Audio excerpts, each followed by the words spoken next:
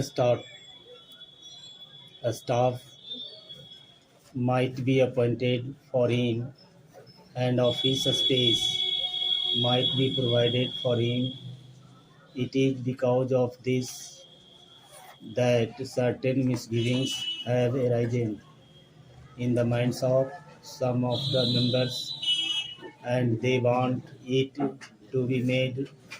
perfectly clear that the staff will be appointed not only for the ex-president but will be appointed by the ex-president, and it will be his wishes and his desires that will be taken into account when a particular person is being appointed. Also, regarding the office which is engaged for him, his wishes should be taken into account so that he knows who would be a convenient place for him, and he may to get that place. Para. Another reason for insisting on what I consider to be an important detail is that if the government appoints the staff for the ex-president, then automatically they become government serving servants because they have been appointed by the government. It may be that in the rules a clarification might be attempted whereby they may be exempted from some of the service conduct rules which are applicable to normal government servants, but even there, it will be much better that this should not be left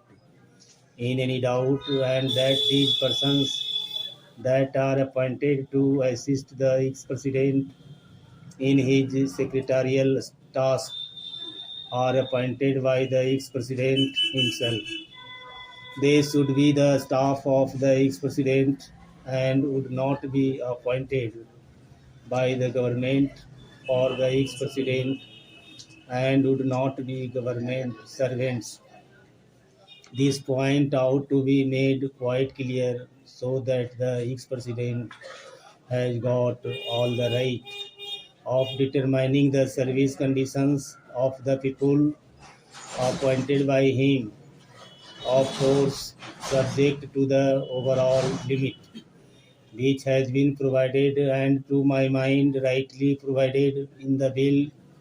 Within that overall limit, perhaps it will be much better to leave the rest of the matter